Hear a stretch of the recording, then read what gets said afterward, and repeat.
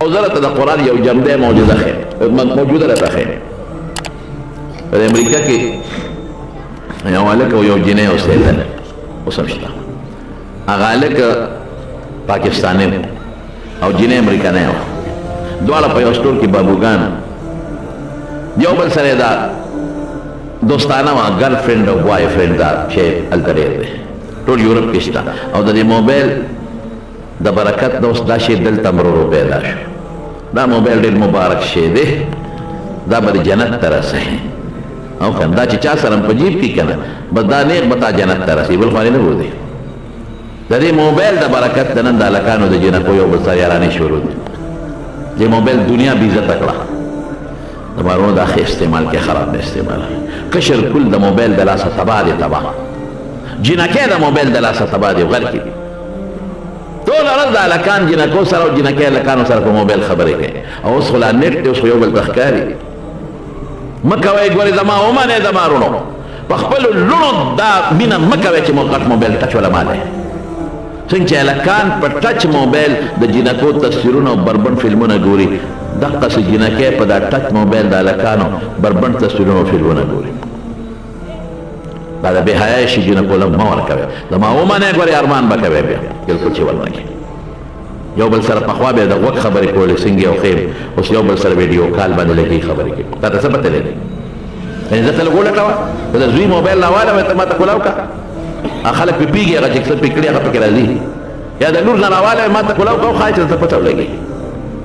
ټوله ورځ هلکان جنکۍ په پیکج یې واچي او پې لګیایي، په زور پې لګیایي. هلک په هغه مقبره کې قبر ته ډډه والي او سر باندې بیا څادر اچولي چې په لاره ته ځې. هلکه وایي پیر صاحب نه وظیفه اخیستې ده، هغه پخوي. وظیفه نشته، چا سره لګیا دی. جنۍ به کور کې ناستی په مصله او په سر به یې څادر اچولي او مور یې وایي مراقبه ده. مې ته څه خبرې چې چا سره مراقبه ده؟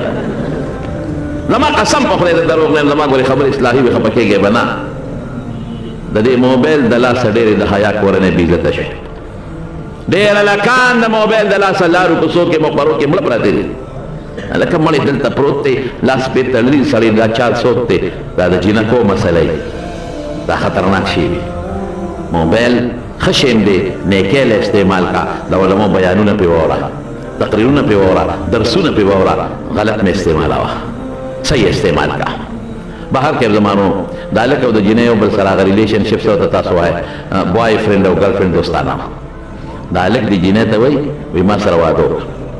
او جنۍ ورته مور پلار سره به سلام وکړه. اگر چې هغه د مور او پلار د سلام ضرورت نه لري، خو هر قسمه پکې شته چې جنۍ مور او پلار سره مشوره وکړه، نو مور پلار ورته وایي بچې ستا خوښه ده.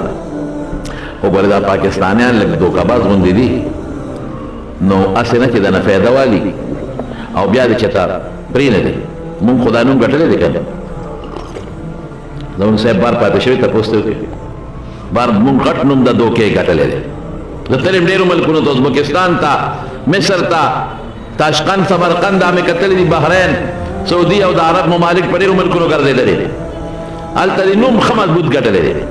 روس کې ماته یو ډاکټر وی، هلته سپلای پالش کوي په مشین. دا شته د ازبکستان کې، ما په خپله کتلی دي. مشین کې به سپلای بوټ ورکړي، بوټان زیات استعمال د بوټ دی.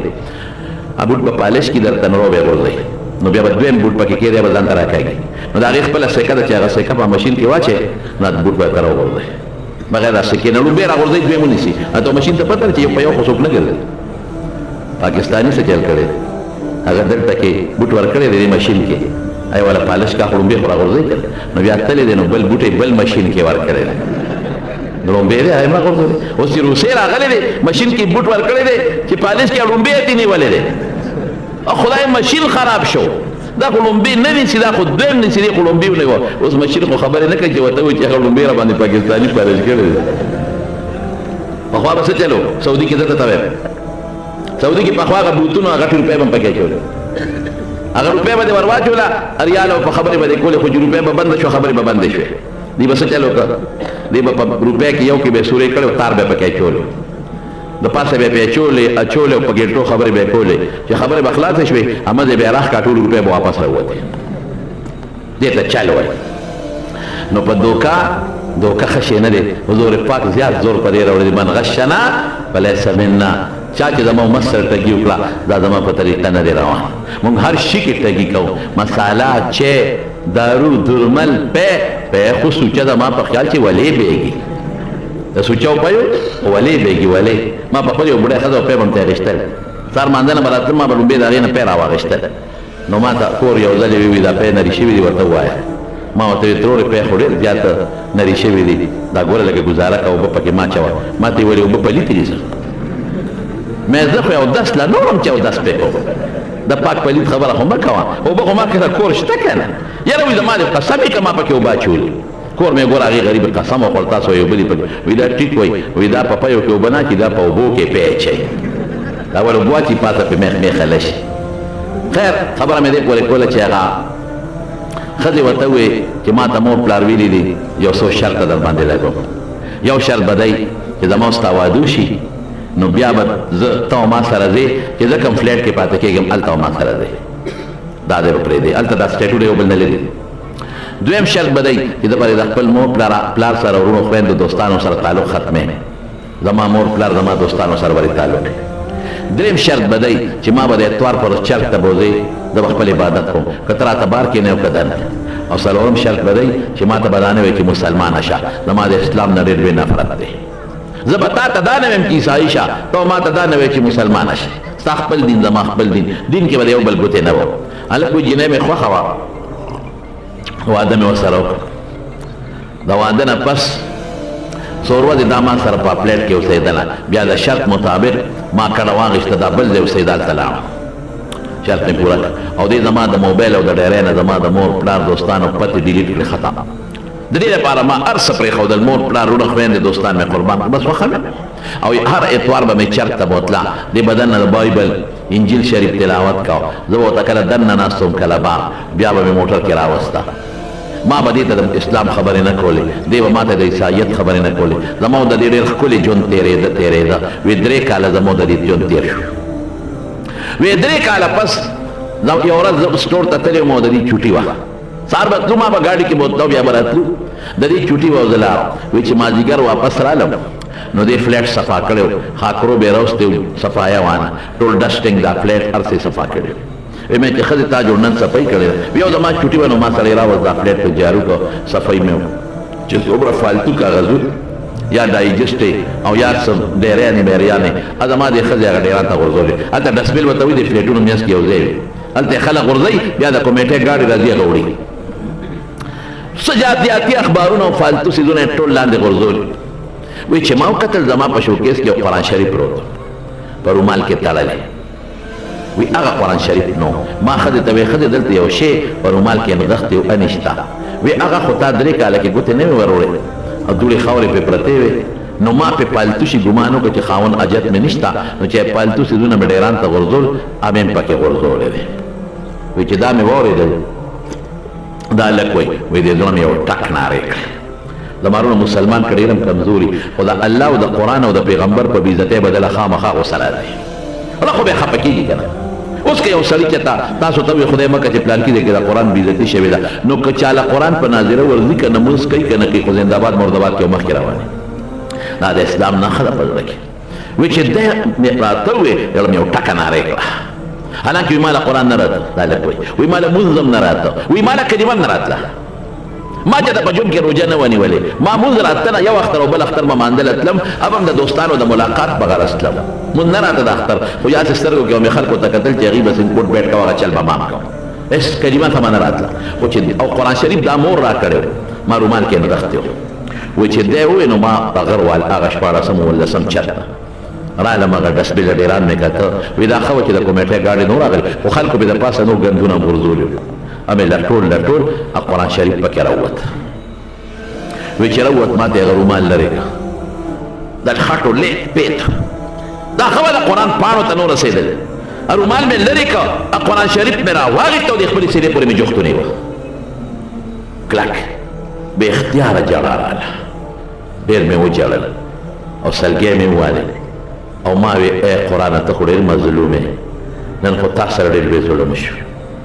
قرآن دا خو زما د برکته تا سره ظلم وشو که نه نن به زما رب څونه خفی نن به فرشتو څونه جړاګانې کړي نن به د کائناتو څومره جړاګانې کړي دا قرآن چې دا 14 15 چت نه راخطا کېده دی وخت کې به الله سوي دی وخت کې د الله فرشتو به سوي الله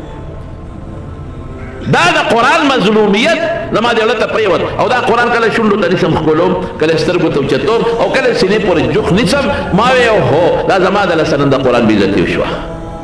که ما د قرآن له ګوتې وړې وې هسې مې راغشتې وې نو زما د ښځې به نه وغورځولې دا چې سلګۍ وام جلا راله او دا قرآن مې سینې پورې جوخ نیولی دی او وایم چې زما دا ښځه په خپل دین څونه کلکه دی دا د خپل انجیل شریف څونه قدر کوي دا په ما په واده کې شرط ږدي چې ما به هر اتوار بوځې چرک ته زه به خپل کتاب لولم او زما دا حل وی دا قرآن مې سینې پورې جوخت ونیو او بره راوختم وی چې راوختم او په خپل فلیټ ور دننه شوم وی دې ښځې مې رامنډه کړې او ما ته را ترغاړه او زما نه زیاتې سلګۍ دا وی او دا ښځه مې چغې وی او ما ته ویې سړیه بایګار د خدای په نوم ما به معاف کړې ما معاف کا ما ستا د مقدس کتاب بېعزتي او هتک کړې ما معاف کا ما ورته وی چې ښځې غلطي ستا نه ده غلطي زما ده که دې 3 کاله کې دې له ما ګوتې وړې وې او دې 3 کاله کې دا ما راغشتې وې ما ښکل کړې وې ښکلول خو لا لویه خبره ده که ما اسم دا راغشتې وې ما دې دوړې څنډلې وې نو تا به نن دا لاندې نه غورځولې خو دې 3 کاله کې دې له ما څه توجه ورنه کړه په دې 3 کاله کې دې نه ما دوړې ونه څنډلې نو تا ځکه غورځولې د پالتو شي ګمان دې پې وکړه وی ښځه راته وایي چې نه غلطي زما ده باید پکار دی چې ما تا نه تپوس کړو چې سړیه دې ته د ضرورت شته او که دې نشته نو که ضرورت و نو بیا به ما نه غورځول تا به نه وې غورځول اوس ښځه وایي غلطي زما ده او زه یم غلطي زما ده ام جاړي ازم جاړم ام جاړي زم جاړم وی دې درمیان کې دا ښځه ما ته ویې سړیه ما خپل سکالر نه بوځه خپل ملا له ما مسلمانه کا یا ته ما ته اسلام وښایه ما مسلمانه کا وی ما وی چې ما خپله مسلماني نه ده تا ته اسلام وښیه وی ما خپل سکالر نه بوځه او دا جاړي وی ما ورته چې ښځې تا چې په ما شرط لګولې چې ما ته به د اسلام خبره نه کوې وی بس هغه ورځې تلې راغلي دي زما زړه کې انقلاب راغلی دی زما هغه زړه نه دی پاتې چې مخکې و د زړه دنیا بدله ده زما د زړه دنیا بدله ده هغه زړه زما نه دی چې مخکې و زر د خدای په خاطر ما مسلمانه کساره نه نخیږي دی قرآن بېعزتي کړی دی نه معافي غواړم دی له زه ګوتې نشم وړی تر څو چې زه مسلمانه شوی نه یم د خدای خاطر وکړه وی ما ورته وی چې زه خو ما له نه راځي ما خپل ملا سکالر له بوځه وی خیر راکوز شم زم جاړم دام چې ال خو وایې ولې مسلمانېږې وی ته راځه په لاره درته وایم ګاډی مې سټاس کې دا مې کېنوله اوس ملا صاحب له ځو وی دا ما ته بار بار وی جاړي سمه او ما ته وی چې زر ګاډی ځغله وګورې ساره نه ونخېږي چا به زر مې راسه وګورې ایمان نه بغیر مړه نشم ګورې ځان زر سره سوا سپیډ وهه وی مې چې ښځې پوهې خو مې که ولې مسلمانېږي وی چې تا ما نه تپوس وکړو چې دلته یو څیز دی څه شو او ما وی چې خو ما بهر وغورځوه دغه وخته پورې ما ته پته نه وه ما دا یو ډیري ده څه شی به وي ته کاغذونه به خو چې تا منډه کړې ما وی د خاوند څه قیمتي شی مې جوړ غورځولی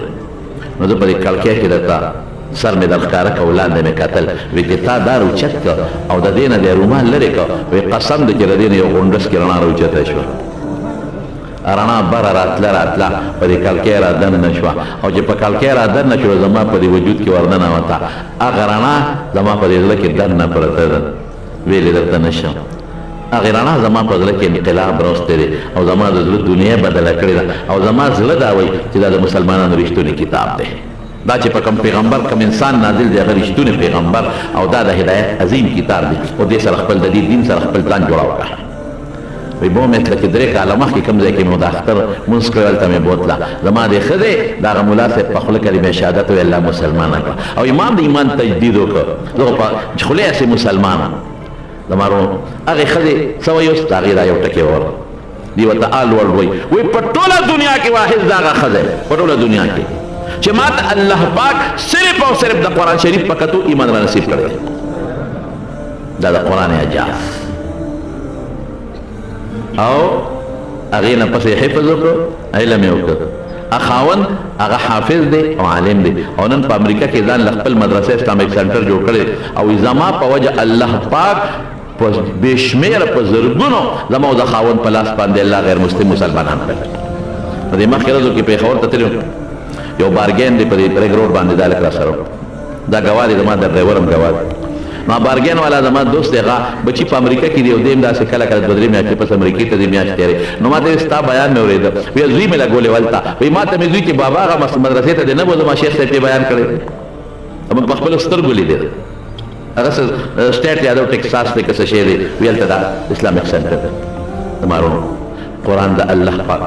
عظیم کتاب دی موږ تاسو له الله را کړی دی دې قرآن سره خپل تعلق وساتئ تلاوت وکړئ د قرآن شریف خپل بچي د قرآن حافظان جوړ کړئ د قرآن علم زده کړئ او بچي عالمان کړئ د قرآن اهل القرآن کې څومره دي عالمان او حافظان د هغې قدر وکړئ د هغې احترام وکړئ د هغې عزت وکړئ قسم دی چې د دنیا او د آخرت کامیابي په دغه قرآن شریف کې ده داسې قسمه بیانات اورېدلو دپاره زموږ یوټیوب چینل واجد اسلامک سټوډیو سبسکرایب کړئ په دې به تاسو ته انشاءالله تعالی ښایسته ښایسته واقعګان او بیانات میلاویږي او د ګنټې دا نشانه سره کلک کړئ تاسو ته آینده نوې ویډیوګانې مخې ته راځي والسلام